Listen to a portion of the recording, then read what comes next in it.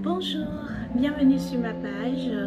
Moi c'est Innocente Messi. Si vous êtes nouveau sur cette page, je suis styliste modéliste et je suis la fondatrice de la marque luxe Innocente Messi. Je suis formée de base, j'ai une licence en Fashion Design Technology que j'ai obtenue à l'université de London College of Fashion, dont j'ai à peu près plus de 10 ans de carrière dans la mode. Alors aujourd'hui je vais vous parler de la chronique du cercle des couleurs, parce que au cours de la semaine, des dernières semaines, j'ai eu à vous présenter mes bouquins. Je vous ai donné un petit résumé de toutes les étapes qu'il faut prendre pour pouvoir préparer et finir votre collection. Donc aujourd'hui, l'étape suivante que nous allons procéder, c'est l'étude des couleurs. Donc la chronique du cercle des couleurs, c'est ce que je vais essayer de vous expliquer à ma façon. En fait, cette chronique des couleurs, elle est très complexe. Donc ne vous dites pas que vous pouvez la comprendre en une fois. Il faut que, après avoir regardé cette vidéo, que vous personnellement allez faire plus de recherches pour en savoir plus sur la chronique du cercle des couleurs. Alors aujourd'hui je vais vous parler du cercle chronique des couleurs. Le cercle chronique des couleurs est composé des couleurs premières, secondaires, tertiaires, complémentaires, monochromes, des couleurs analogues et des couleurs achromatiques. Les couleurs achromatiques comme le noir, blanc, gris, qui se trouvent pas toujours sur le cercle chromatique des couleurs. Alors, nous allons commencer par les couleurs primaires. Les couleurs primaires sont composées de la couleur rouge, la couleur bleue et la couleur jaune. Une couleur primaire est une couleur brute. Elle n'est pas le résultat d'un mélange de couleurs. Elle est la base pour obtenir toutes les autres couleurs. Ensuite, vous avez les couleurs secondaires. Les couleurs secondaires sont le vert, le violet, orange. Avec la synthèse soustractive, les couleurs primaires se mélangent par un système d'absorption qui produit une nouvelle couleur.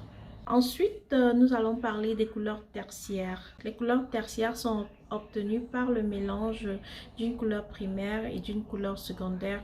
Comme exemple, nous avons la couleur rouge et la couleur orange qui vous donne le rouge orangé. La couleur jaune plus la couleur verte qui vous donne un vert clair.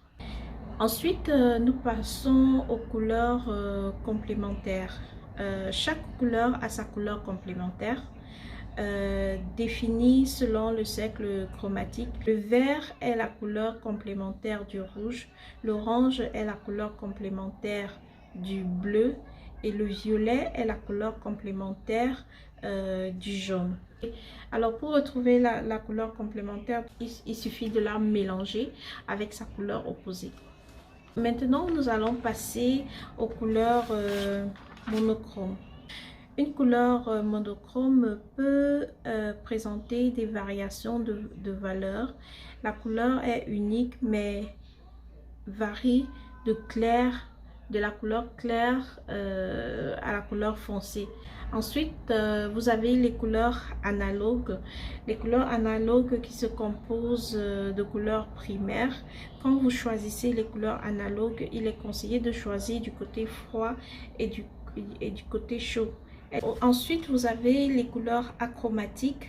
Les couleurs achromatiques qui sont aussi communément appelées les couleurs neutres, elles ne se retrouvent pas sur la roue, sur le cercle chromatique des couleurs, mais vous pouvez les mélanger, vous pouvez faire des mélanges pour pouvoir développer ces couleurs-là.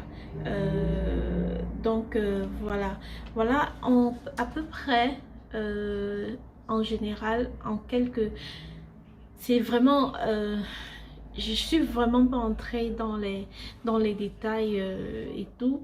Et c'est vraiment pour vous donner une idée générale de comment sont composées les couleurs et comment fonctionne la chromatique du cercle des couleurs.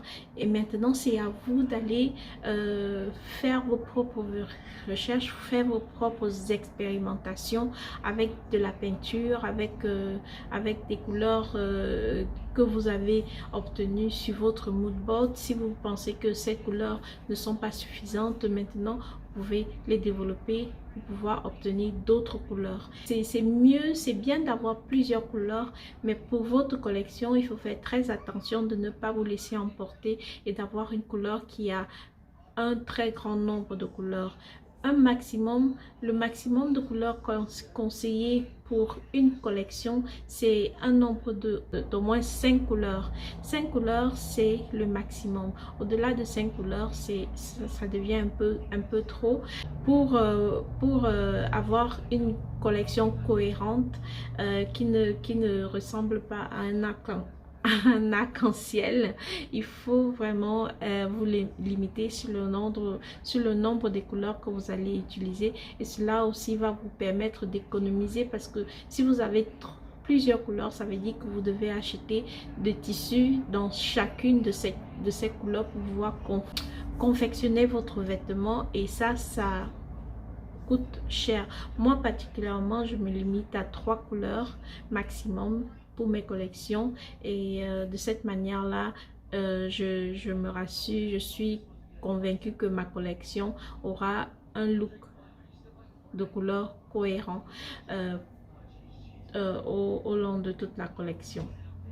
Donc c'était un peu ça. J'espère que cette petite vidéo va vous aider. Je vous conseille vraiment d'aller faire des recherches personnelles pour pouvoir comprendre un peu plus la chromatique du cercle des couleurs. Faites des expérimentations, et de cette manière là vous aurez une compréhension plus ouverte, plus facile en ce qui concerne les couleurs. Donc merci d'avoir écouté cette vidéo. N'oubliez pas de vous abonner, n'oubliez pas de partager, n'oubliez pas de mettre un like sur cette vidéo, parce que ça me motive de pouvoir venir vous parler tous les jours.